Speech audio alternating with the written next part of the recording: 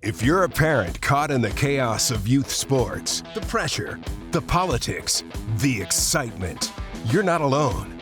This is Be Valiant.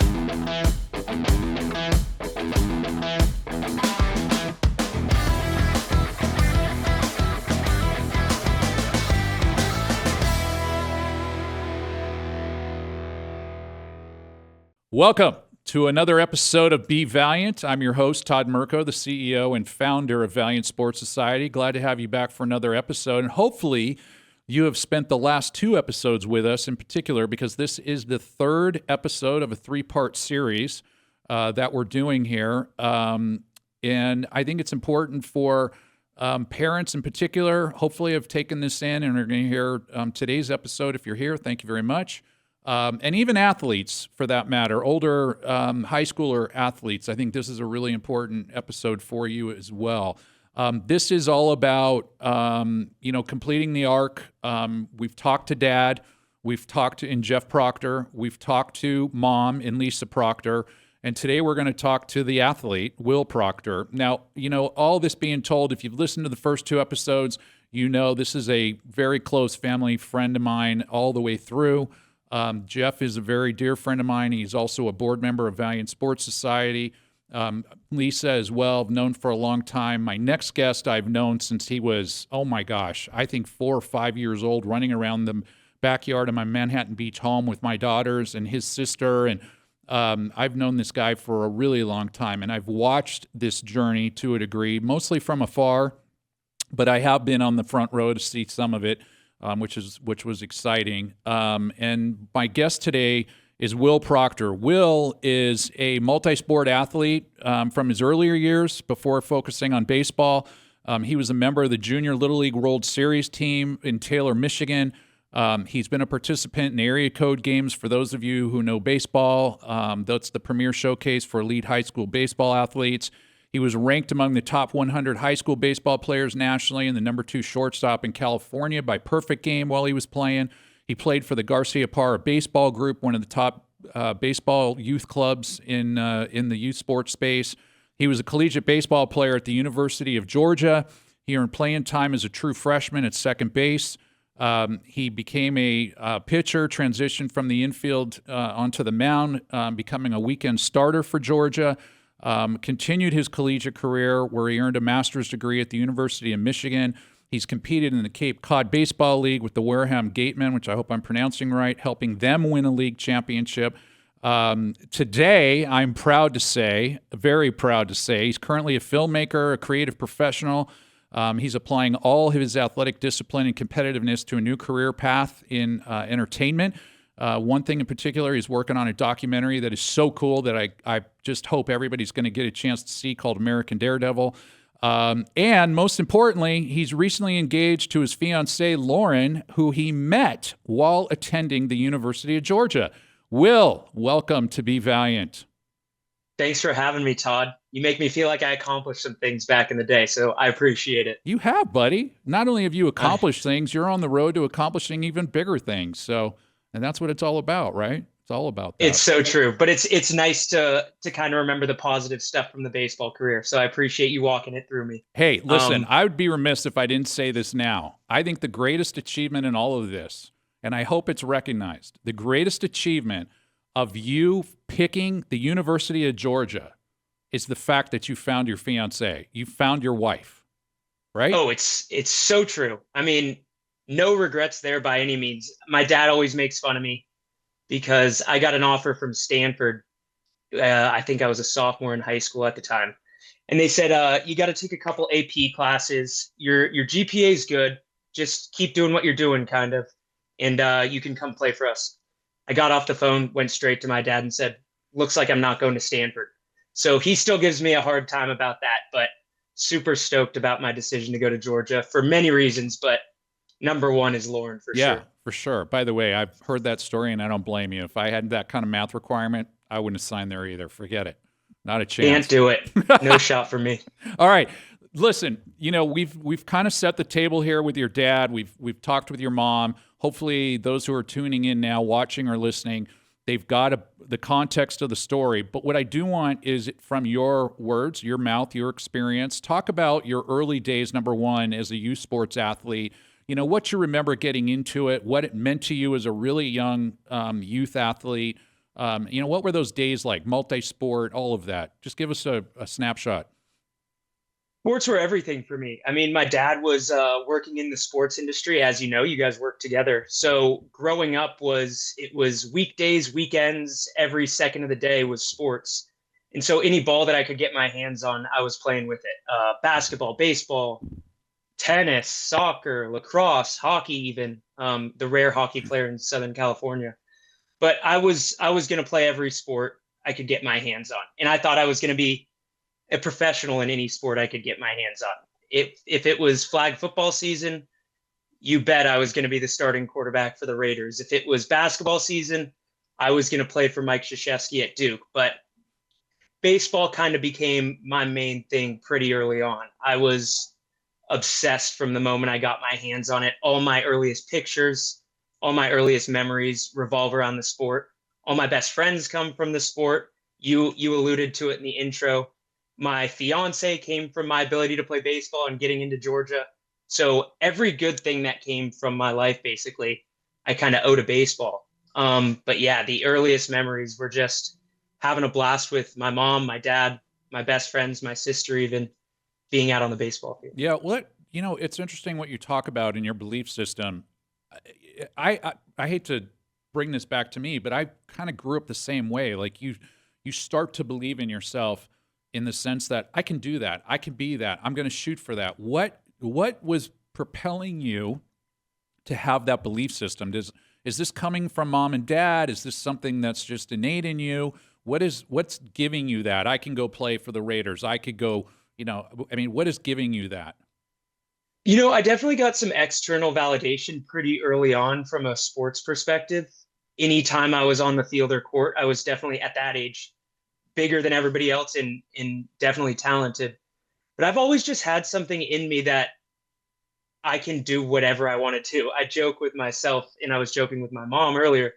I've only ever wanted to be three things in my life, and it was a professional athlete, a Navy SEAL, or a filmmaker. So I have no shortage of confidence in what I want to do in life. But I think a lot of it came from my mom. You talk to her, anybody listening has heard from her. She definitely has a mindset that is unparalleled. If anybody knows, I joke that she's the girl version of David Goggins. She's out running ridiculous amount of miles every morning at 5 a.m. She's working out too much. She knows no rest. So I definitely get that belief from my mom. And then my dad was the same. I mean, I remember growing up and my dad going, you can be president of the United States. You can go to Harvard, you can be a professional athlete, whatever you want to do. So I was definitely raised in a culture in the house where it was, if I work hard and I believe in myself, I can kind of go be whatever I want to be. Yeah, that's awesome. So back to sports and baseball, what made it really fun for you in your younger years? I mean, it was fun to be good at something, right? I think every kid's looking for something that they feel like they can shine at and they feel special at. And I took to baseball very early on, and baseball took to me very early on. Kind of all sports, like I mentioned, but being out on the baseball field was just addicting to me. I mean, I worked every second of every day I had the opportunity because it was fun. I wanted to be out on the weekends with my dad hitting ground balls. I wanted to be in the cages on weekdays with my mom throwing me batting practice. But it was more than that. I liked the hard work aspect. I liked the team aspect. But I mean, all my best friends to this day, Todd, are my baseball buddies growing up. I'm sure you had the same experience, but truly, I mean, I've been in countless weddings already from former teammates. My group chats are all former teammates. Baseball is kind of the through line in everything in my life. Yeah, that's awesome. So talk about as things are progressing now, and what point for you do they become more serious, and what does that seriousness mean to you? Are you still having fun? Are you starting to feel some of the pressures? When do the pressures start coming into play while you're playing baseball? To my parents' credit, and I'm sure anybody listening kind of picked up on it from their interviews, but I never got any type of pressure from them. It was all internal. In terms of timeline, I I treated myself like a professional baseball player probably from the time of Little League. It was a serious aspiration of mine to not just be a Major League Baseball player, but a Hall of Fame baseball player.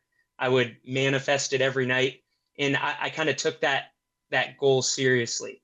So I treated every second of baseball like I was approaching a professional career. So I would say, I mean, I can think back to being 10 years old and putting that kind of pressure on myself. So it was serious from moment one. I think in talking to some of my other buddies, I'm a little bit rare in that sense. But it was definitely seen as a job, again, all self-imposed from kind of the first time I can remember playing baseball. When you're playing, one of the things that I've said in your dad's episode and your mom's episode, you were an athlete at the highest level in all age groups. Normally, what we see with kids in youth sports, we see this development flow that happens with growth, right? You've got the early pre-12-year-old, pre-maturation, and you've got the best kids and who they are. And then by 13, 14, and 15, we get a whole new group in because everybody is now matured and gone through growth, periods. You were at the top throughout the whole time, if I remember correctly, right?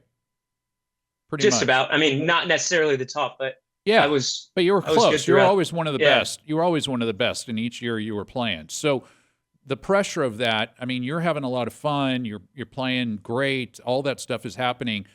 So at what point in all of this did you start to feel any type of pressure? I mean, you've got, as we're talking about this in your age groups, talk about where, now college baseball coaches are showing up at your youth games and watching you, and you're getting a taste of that. And then the conversations start. And then the pro level starts coming to look at you and scout. Talk us through what that meant to you, what that meant to that dream you're talking about, but subsequently, if there was pressure that mounted from that on you. Yeah, again, I want to be clear. All of the pressure was internal. I mean, I could strike out 3 times and make 5 errors in the field, which has happened. And I would come home whether I was 10 or whether I was 15 or 20, and my parents were there with nothing more than a learning opportunity and hey, let's go get dinner. You're going to be okay tomorrow. So I really got to give credit to them. I mean, I can't appreciate that enough. But it kind of goes back to my last answer. In terms of the self-imposed pressure, that was there from moment one. I think, like I said, I was a little rare in that sense where I was obviously having fun, but it was all about the long-term vision, almost to a detriment. So when I was 13, I had a vision board of all of the stats and all of the different checklists and rungs on the ladder that I wanted to hit in my career. And so it really was about, okay, I don't care about a college offer. And it goes back to my Stanford story. It was, I'm going to pass up this opportunity for the long-term vision because I know I'll develop better at Georgia. But in terms of the overall timeline, things started clicking pretty early on. I got my first offer to play D1 after eighth grade, which is still ridiculous in my mind to think back at the time. But I was internally very confident. I don't think I ever portrayed myself as a cocky guy, but it came from a self-confidence where it felt earned. And I went, yeah, they should be offering me. I'm going to be great. So that's where a lot of the internal pressure came from. But it was offers freshman year of high school. I committed sophomore year of high school rather to play at University of Georgia, and that's kind of when all the pro scout stuff really started taking off, and it reached its peak for sure as a high school player, right after area code games, which you alluded to. Yeah, and how did that all play out? Your mom alluded to, you know, I guess struggle might be the word I think she used in high school. Maybe that there was a pressure with as many scouts that were in the stands looking at you and some of your teammates, and that you, I don't know if you slumped during that period, if that's the right word to put on it, but how did that kind of impact you in your junior and senior years of high school playing? And mentally, how Slump did it is, impact you? yeah, slump is not a dramatic enough word for what I went through a senior year. So after area code games, and for people that don't know, you had mentioned area codes is where they group the best players, high school players in the country, to basically fly all the scouts to one location to watch all of the best talent in the country. And if you do well at area codes, you're set for life. I ended up doing really well at area codes to the point where I was on all of these lists, top 5 prospects, top 10 fielders. If you look at those lists, they're all famous names now. Um, I I don't want to say I let that get to my head by any means, because I was, like I said, all about the long-term vision. It was, I'm going to sign out of high school. I know the history of everybody that signed out of high school and what that led to their trajectory. So it was very much just a rung on the ladder, like I mentioned before, going forward. Senior year, I was on all of these top prospect lists. We had meetings with just about every, if not all, major league teams coming to our house. My mom's making all the scouts and agents chili, a bunch of agencies coming to my house. I mean, a guy's giving my dad his business card while they're at urinals next to each other at the area code game. So, in terms of a dream come true, I mean, not only is it a dream come true, but it's like, wow, I'm really on the trajectory that I've kind of promised myself and been really working hard since I was 10. Um, and then it did not go well. So I remember my first game senior year, 30 scouts in the stands, and they're all coming up to me. You can't take batting practice in California high school. It's illegal for some reason. So they're tossing wiffle balls, and I have scouts coming up to my teammates saying, "Hey, can you throw Will some wiffle balls so we can see his swing pregame?" People flying in from, I remember the Pittsburgh scouts flying in and flying like 5 guys in just to come watch me and take batting practice after the game. If the first game I had 30 scouts, week 2 I had 15, week 4 I had 5, and then by the end of the season, a couple guys were coming in checking on me, seeing if I was still striking out that many at bats. I was a mental wreck. I thought I could outwork all of my mental problems. I would truly, like, no exaggeration, hit until my hands bled in the cages every night, thinking that this was a physical problem. If I could just tweak my swing a little bit, if I could just make that first step at shortstop just a little quicker, I could fix all these problems. But man, was I wrong. I really, really struggled senior year. I mean, against competition that wasn't very good. I just spent that whole summer playing against, no exaggeration, the best players in the country. Every first rounder was a peer. And I had done more than well enough to show that I was on that stage and on that level at that time. And then I come back and I'm facing guys throwing 75, and I'm striking out and making errors and coming home and being so distraught, because if I'm not a major league baseball player and if I'm not a first rounder out of high school, I got nothing. Because truly, when I say I put every single ounce of stock of my self-worth, of what I was in life, into my baseball, that would not be an exaggeration. And so when I wasn't having the success, man, I mean, I look back and I wish I could give myself a hug, because I thought I was an adult capable of handling all this at the time. But I was just a 17-year-old kid who was dealing with some real adversity for the first time. And I just wish I was a little easier on myself. Well, so you're putting all this on you. How are your parents handling this in this period? Are they recognizing what's happening with you mentally? And are you getting that hug? I mean, it's okay if you're not. It's a very difficult thing to recognize, by the way. I mean, that's one of the reasons why we're doing Be Valiant. It was a very difficult thing for me to recognize mental health struggles. Yeah. So the good and bad thing about my struggles were that they were so apparent. I mean, Todd, I'm a guy that's getting talked about being a second round pick and meeting with every agent, and every agency in the country is flying out. I mean, I have the same agent as Albert Pujols at this point, and that was a kind of a pick of the litter. And I have every scout coming to my house saying, "You're not going to college. What are you talking about? Like, what's your number? You're getting there." And then I end up hitting 200 senior year and get moved down in the order.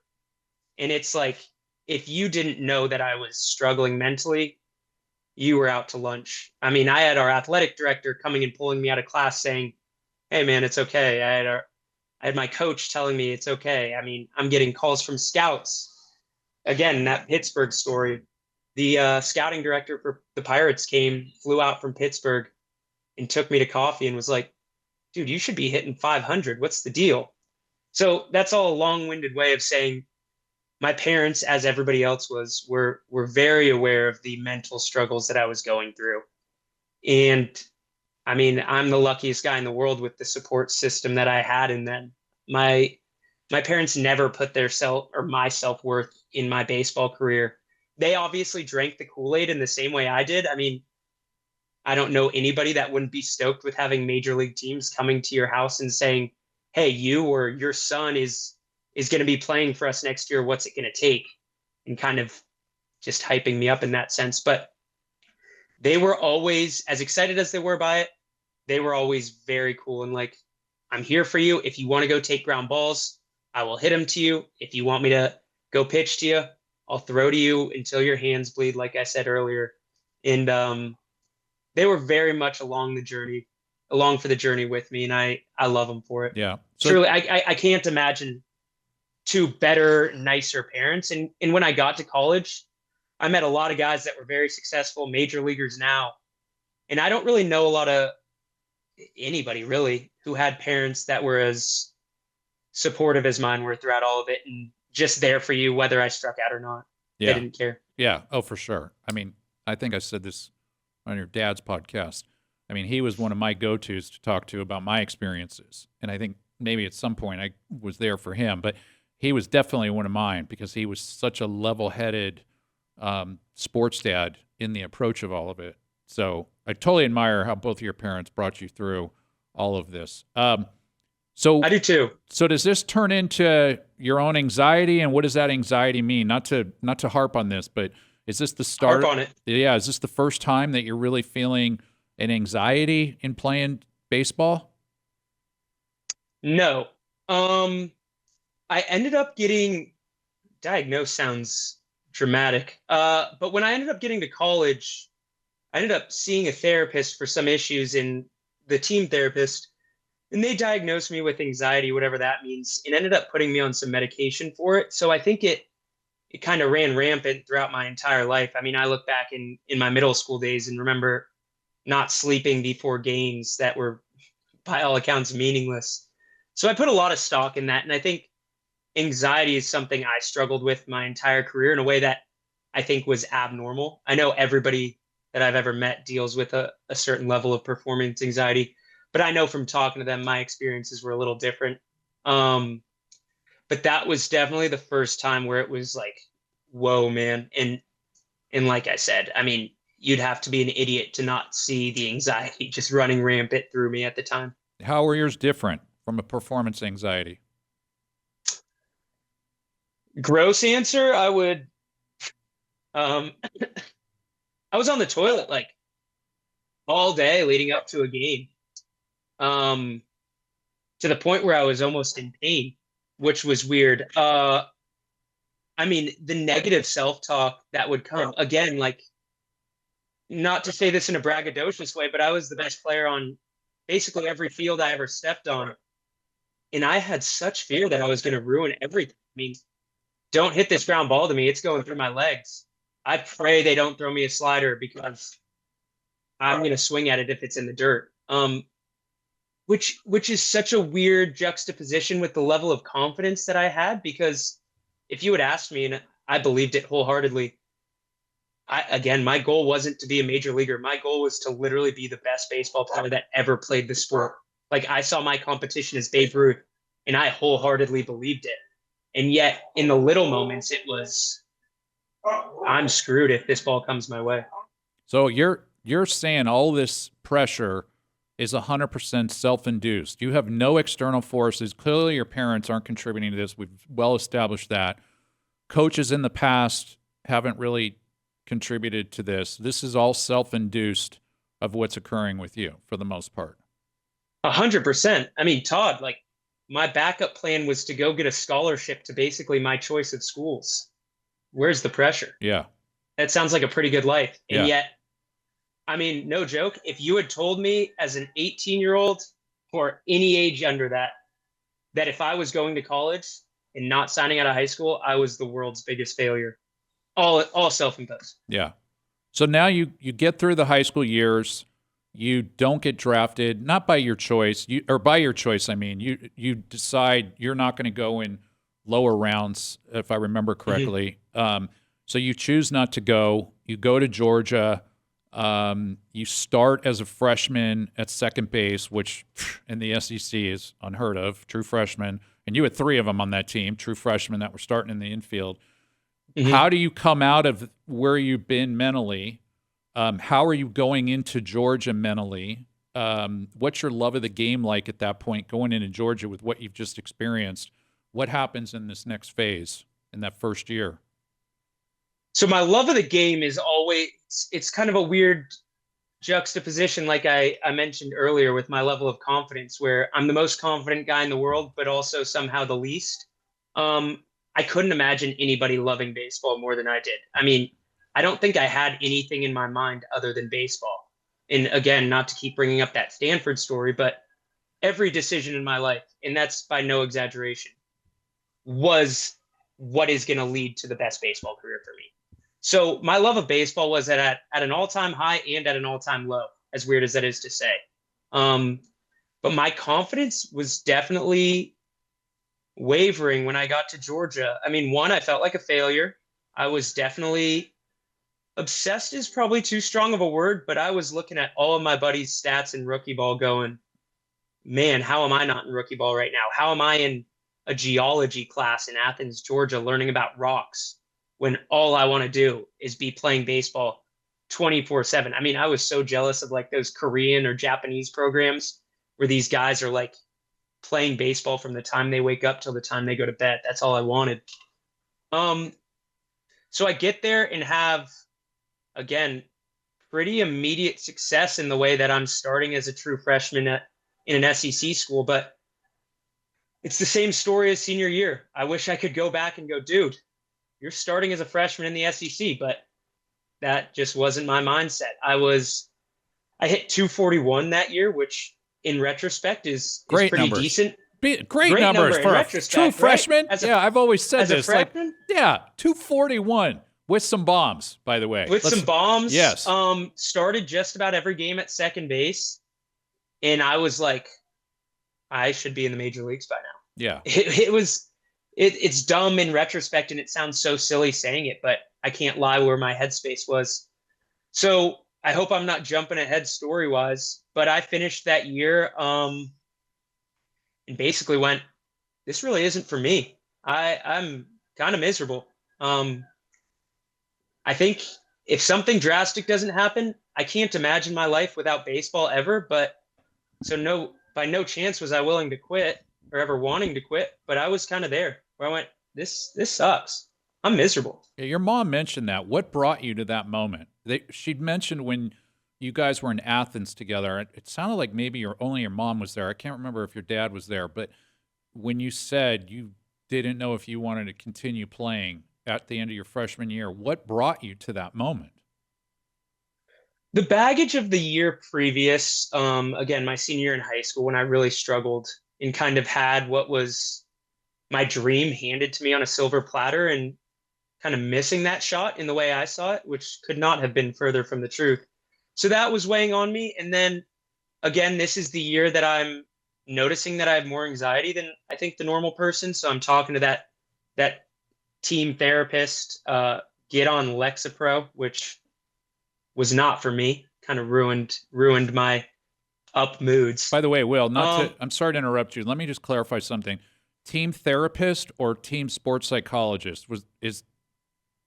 Thank you for the clarification. Okay, so that is probably important. It was an athletic department sports psychologist / therapist. Again, I hope I'm not saying anything wrong for people, but doctors were involved. You know, we had team doctors involved. And it was again for a guy that puts his entire worth and entire self-worth in a sport. I mean, you strike out in a game or you're on a week-long slump and have the baggage from the year prior. It's tough to feel good about yourself. Yeah. So the end of the year, you before you tell your parents this or your mom, what's inside you? I mean, how this thought of you walking away from the game potentially, and you're now verbalizing this. What's inside you? I think I was a little more calculated than that. There was no world in which I'd ever part ways for baseball. Anybody that knows me, I mean, I would have done anything and played as long as possible, which obviously the story changes with that answer. But I was like, fielding's my problem. I'm going to start pitching. And I have a plan to become a pitcher. I'm laughing because I was privy to this story and still can't believe that's what he did. But yeah, so that's what it was. That's what it was. You're going to, you know, I sat there and I went, I have a long-term play. I sit at shortstop or second base at the time.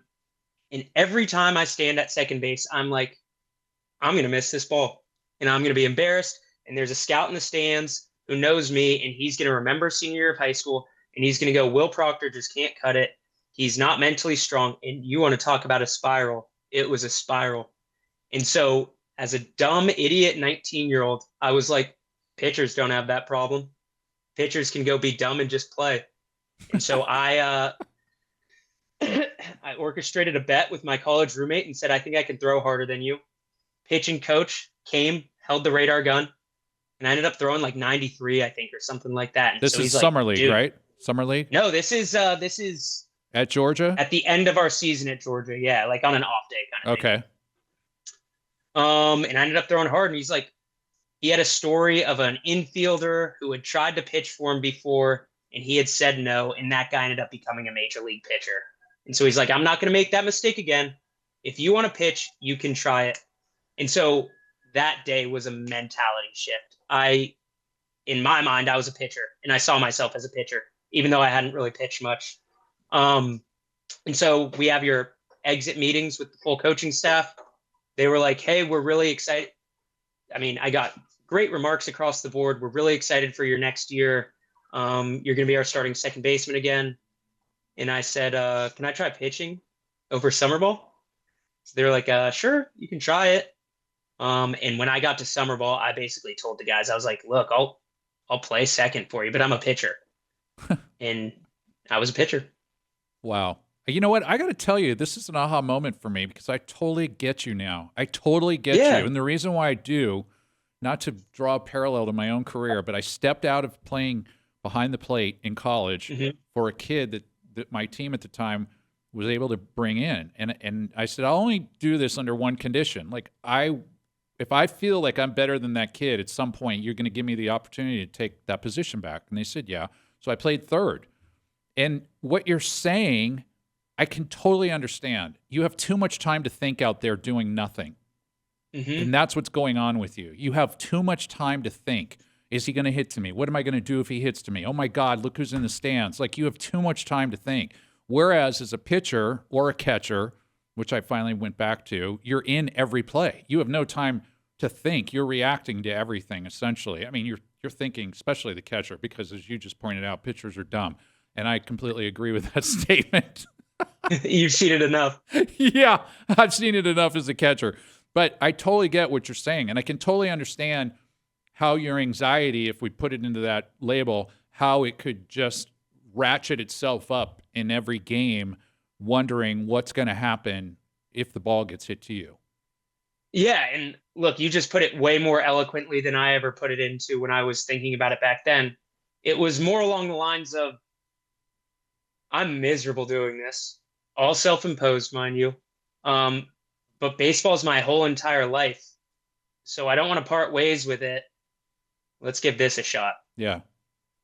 And I had the supreme confidence, rightfully or wrongfully, that I was like, I could go be a better pitcher than most of these guys. I mean, I see how many times I've struck out. Can't be that hard. Yeah.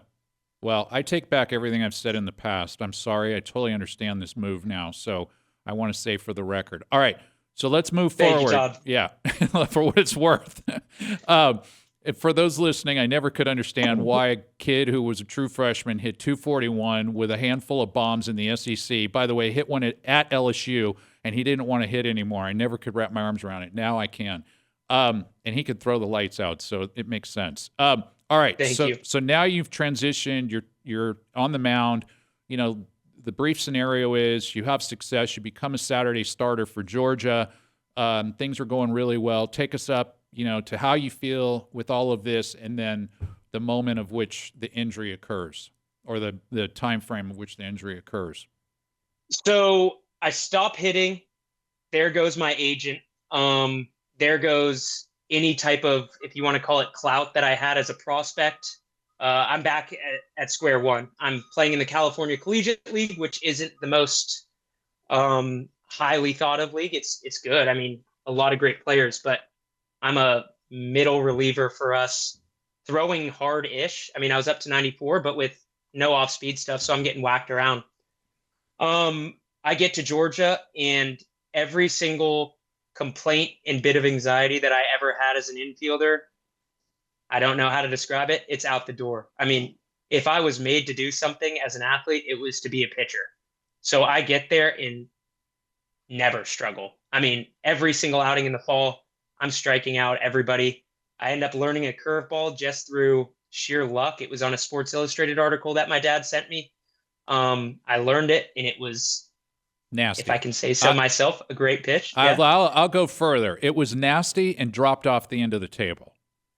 Yeah, I definitely got a lot of compliments on my curveball. That was kind of my thing. And man, I was good. I led the team in ERA that year in my first year pitching. And got an opportunity to play in the Cape Cod League.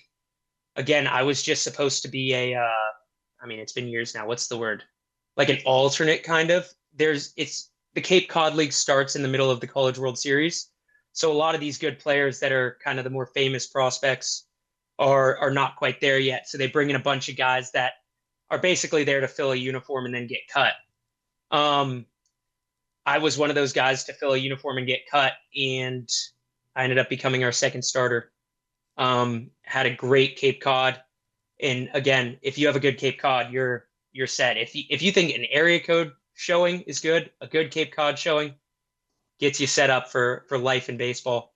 And I had a really good Cape Cod. Came back, became our Saturday starter at Georgia. Our Friday guy was the 4th overall pick in the MLB draft, or 6th overall pick, somewhere there. I was our Saturday guy. Our Sunday guy was a 3rd rounder. Our Tuesday guy was a 3rd rounder. All of our relievers were draft picks. So I'm sitting pretty. I'm in better position than I was in high school, and I'm loving it. First outing, threw great, walk out to a standing ovation, full crowd. I mean, it's literally the dream. It's my draft year. I have a new agent, went through the whole process again of like, I'm a prospect in my own right as a pitcher now. All the agencies want to talk to me. I meet with every team again, this time as a pitcher, which I'm like stoked on, loving it. Second outing, go out, Saturday guy again, and it feels weird. I wake up the next day and I can't move my shoulder. So that starts kind of, if I thought senior year of high school was tough, this was miserable. It becomes an up and down thing where I'm like, I take months off. I'm getting calls from scouts every day. Thankfully, I had a good agent who was handling it at the time. Why can't you throw? Why can't you throw? It's my draft year. So I'm kind of pushing off, I'm just resting, making sure everything's okay.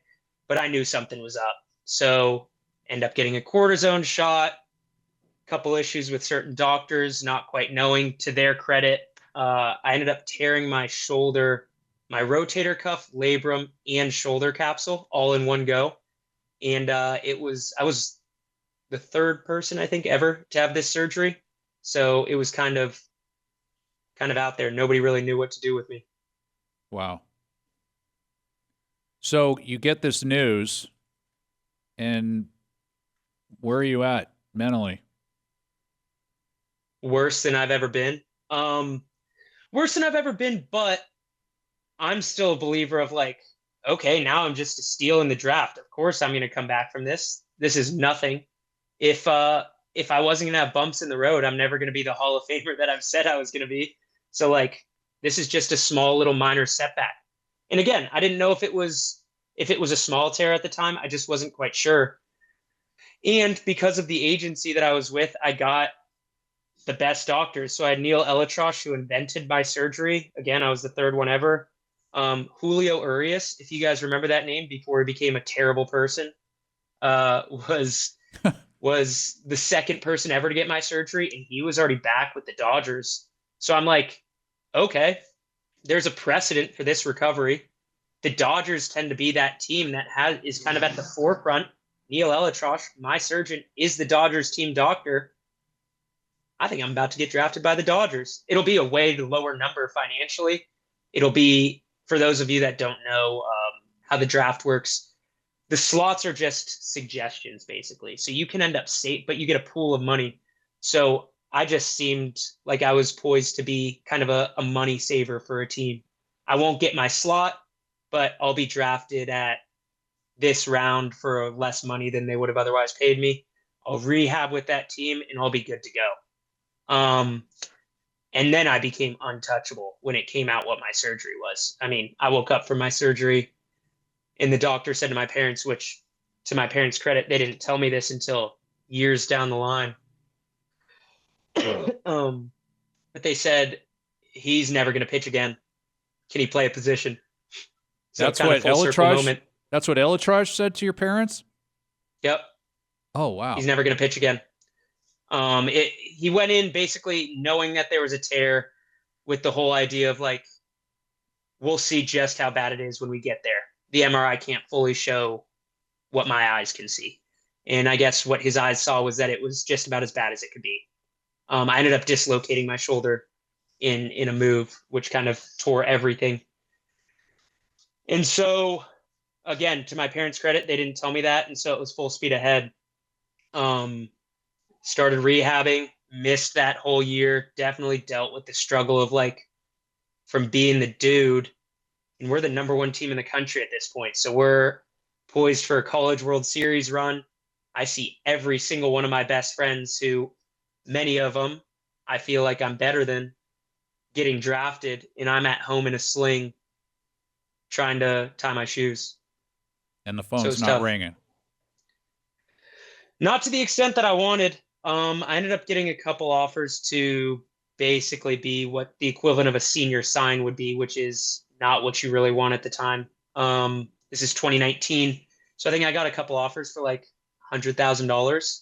But my feeling is I'm going to be back. I mean, I am the dude pitching. Once I'm better, I'll be a redshirt junior the following year. I'll be a starter again.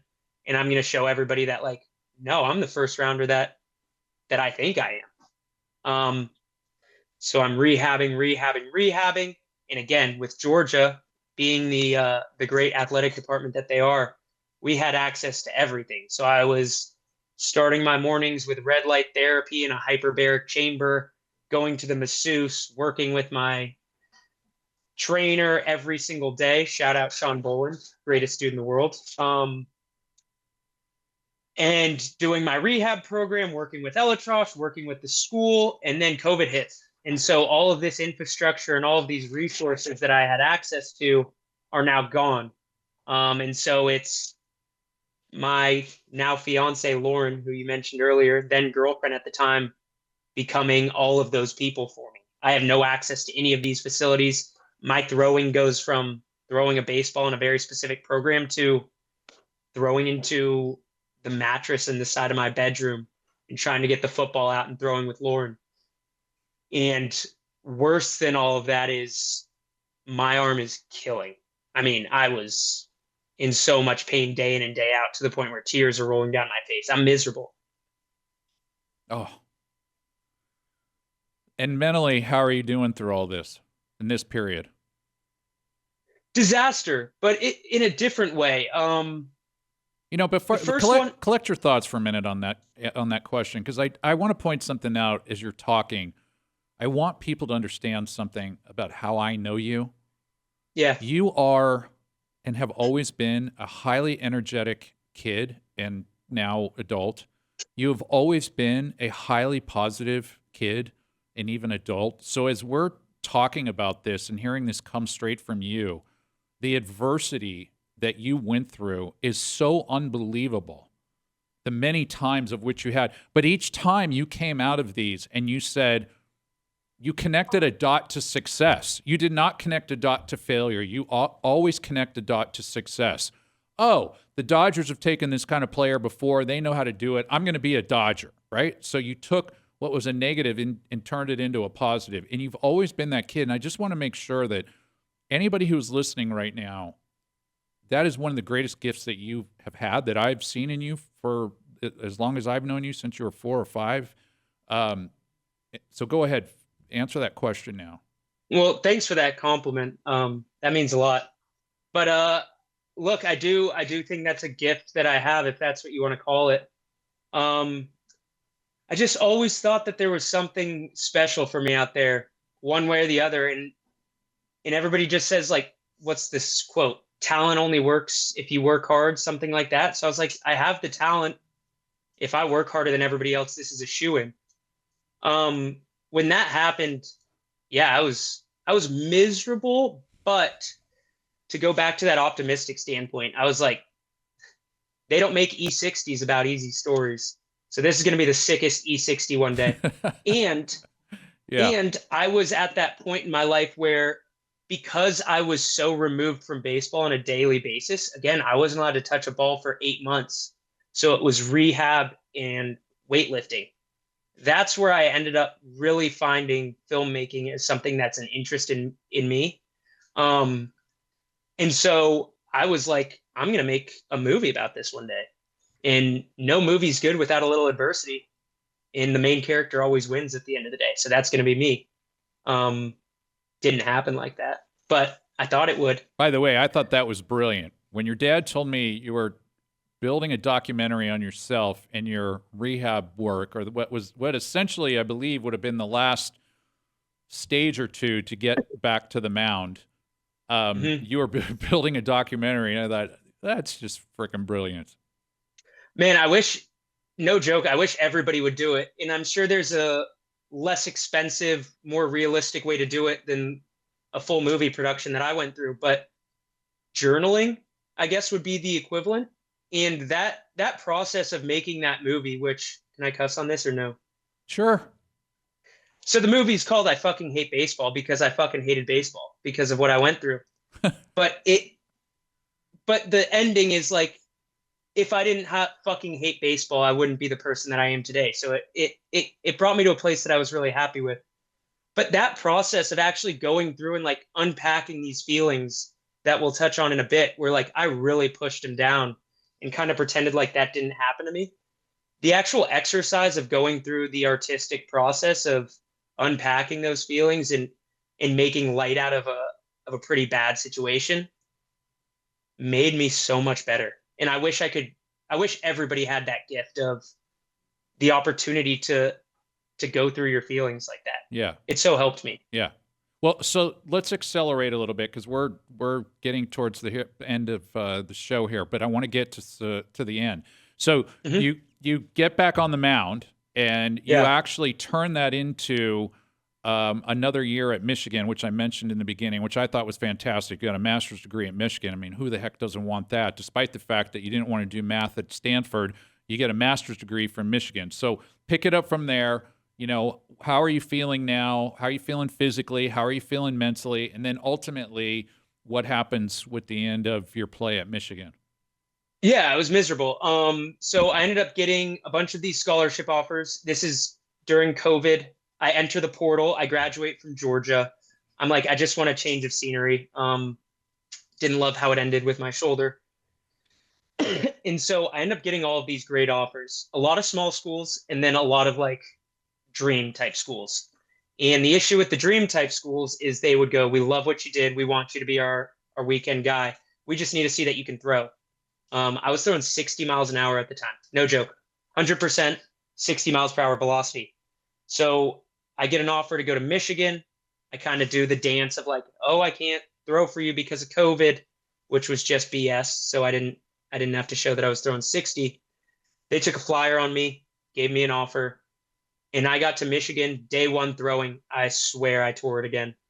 And so I didn't throw a pitch all fall at Michigan over 70 miles an hour.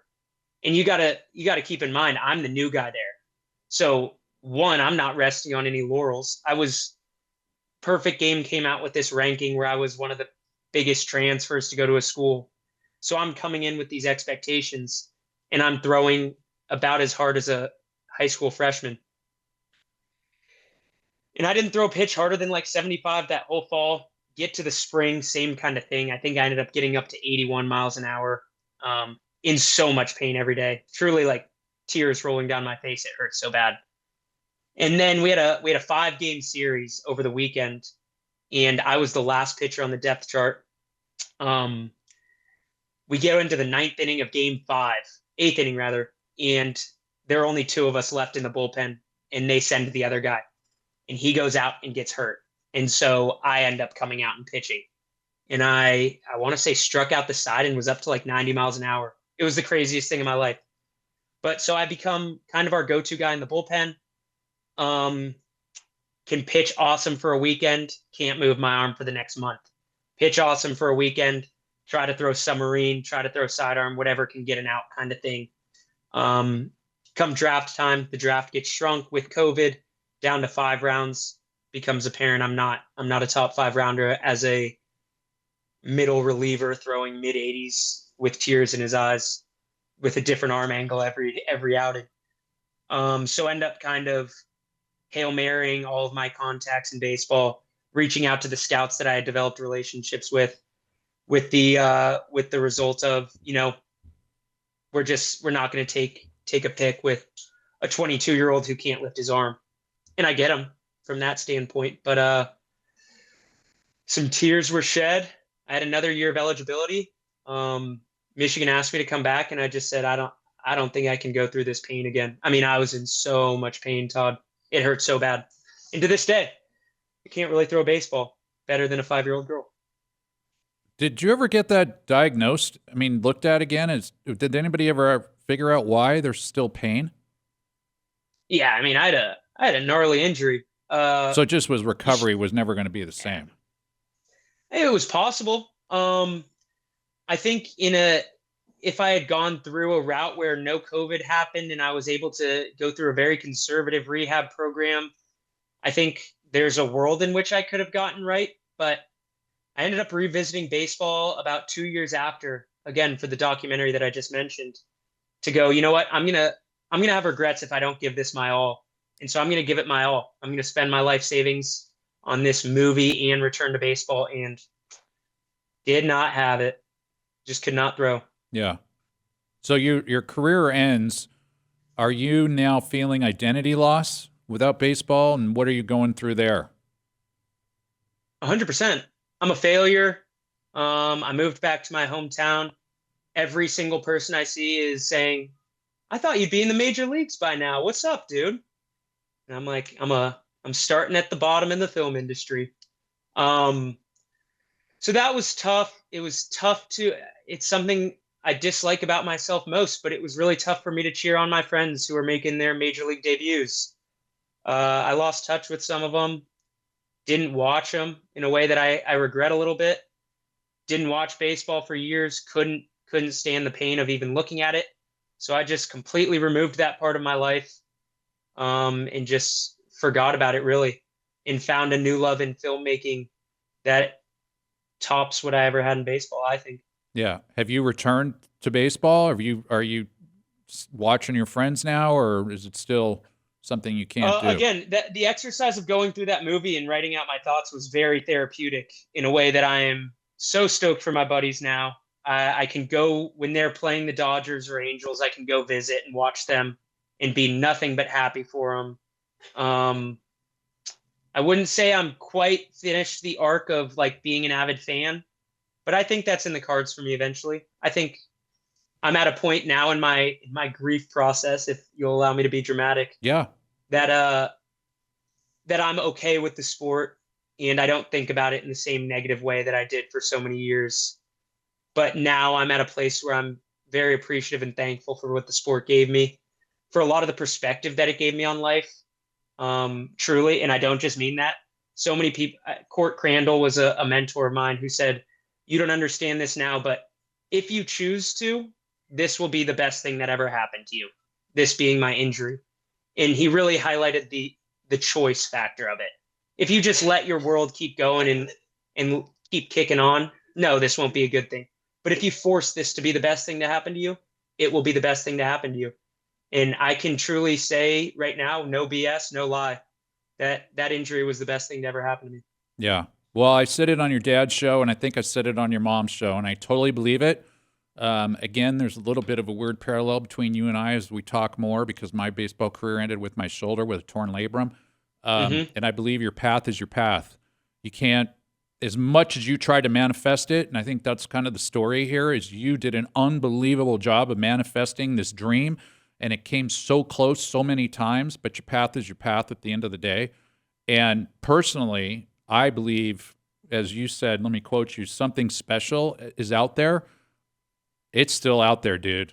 It's still out Thanks, there. Todd. And I see you on a stage getting an Academy Award for a documentary, maybe even a film. But you haven't hit the ultimate special yet. And, you know, the fact that you keep chasing that special makes you special, and it's going to happen. So I think that's what's truly awesome about you. Tell me, just real quick, you know, throughout this whole experience, you know, for the sports parents that are listening, kind of give some advice here of, you know, you parents, again, I want to say this is a story.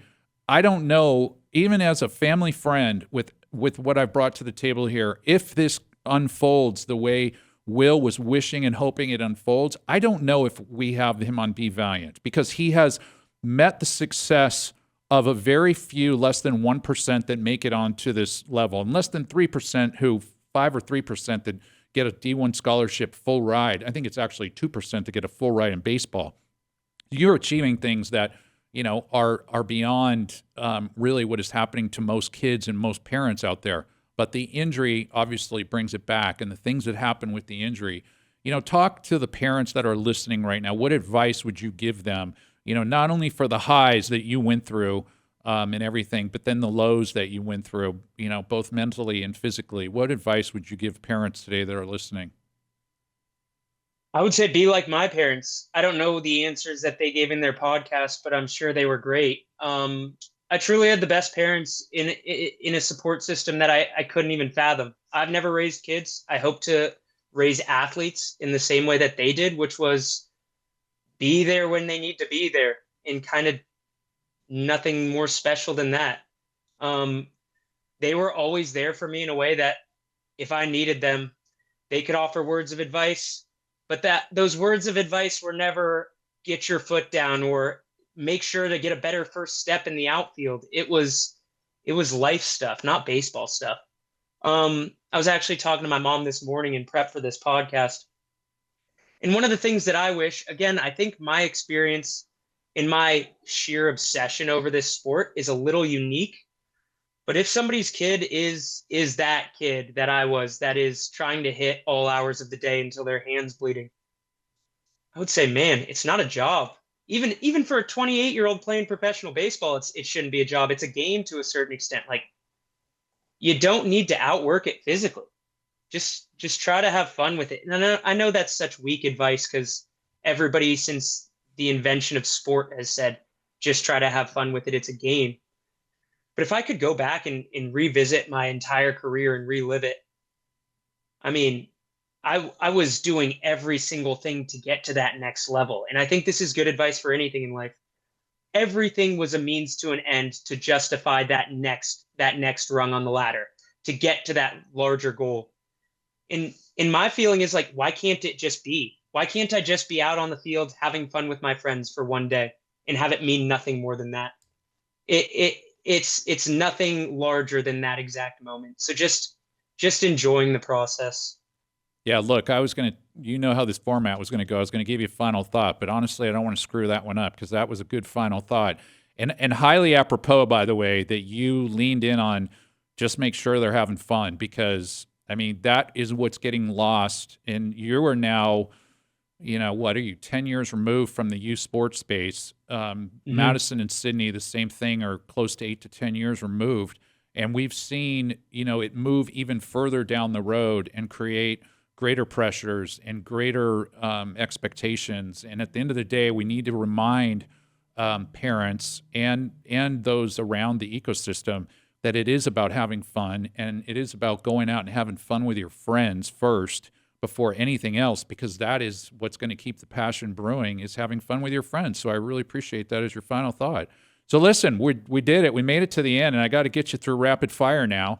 Come on. Don't be like your dad and maybe even your mom. And, this should be one-word answers. For your dad, they were like, multiple paragraphs, full scripts, I guess, to put it in your world. So here we go. Let's go rapid fire here. First of all, first sport you loved? Baseball. Okay. The part of baseball that was most fun? Friends. Okay. The part of baseball that became the heaviest besides the injury. What became the heaviest? I think you kind of touched on this too. Self-imposed anxiety. Okay. A moment when pressure showed up before failure did. When pressure showed up, every day going to the field. Okay. One thing adults one thing adults praised for you that actually added pressure. You're naturally more talented than everybody else. Okay. One thing adults said that genuinely helped. You're more than baseball. Okay. A moment you wish a parent or coach had checked in differently. When I was struggling senior year of high school. Okay. One thing you wish parents understood about scholarships or the draft. They didn't do it, so they shouldn't expect their kids to do it. Oh, I love that answer. That'll be a social promo. One thing you wish athletes understood about chasing them. Chasing the dream. Scholarships or the draft or whatever. The journey's way better. And you're going to get to the end of your life or the end of your athletic journey and go, man, I wish I just enjoyed it, whether I got there or not. Yep. One habit that helped your mental health. This is a good one. I want to hear this answer. Doing things outside of baseball and finding a hobby that had nothing to do with the sport. Okay, good one. One habit that quietly hurt it, which I think we've gotten a bunch of. Obsession. Yeah. Something you lost when baseball ended. Myself. Something you gained after it ended. Myself. Oh, love it. One sentence you'd say to an athlete who's doing great but struggling. You're more than your sport. One sentence you'd say to a parent whose kid is still performing but hurting. They are way more than their sport, and they need you as a parent and a friend. Okay.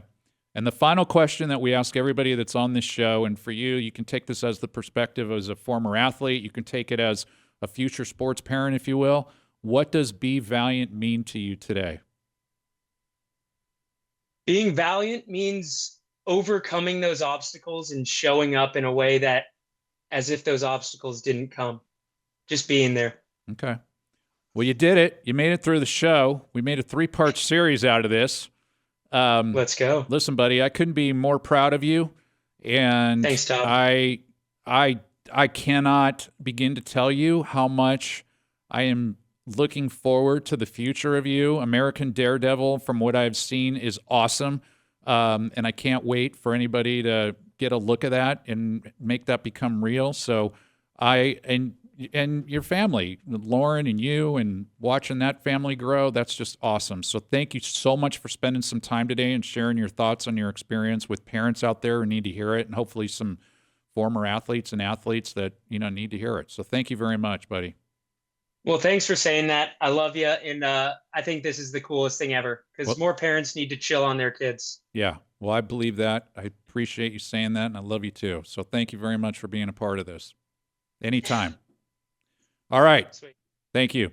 And for more information and resources, visit playfearless.org. Our resource page now includes direct links to trusted organizations, our curated YouTube playlist for sports parents, relevant articles, Be Valiant guest info, and full podcast episodes. So you can tune in to playfearless.org for more. Valiant Sports Society is a nonprofit that depends on community and corporate support to keep these conversations and resources free for every family. If you are listening, you're a company or an organization who believes in protecting the mental health and physical health of our young athletes. Learn more how to partner or contribute at playfearless.org/donate. And as we like to say when we end this show, for all the parents that are in the thick of it or just starting out, remember, you're allowed to make bold, informed decisions for your child. You're allowed to walk away from the wrong team. You're allowed to demand a better culture. But most of all, you're allowed to trust your gut and lead your family the way that's right for you and especially for your kids. This has been a special one. Thank you for being a part of it. If you made it through 3 episodes in the 3-part series, thank you very much. Until next time, be valiant, play fearless.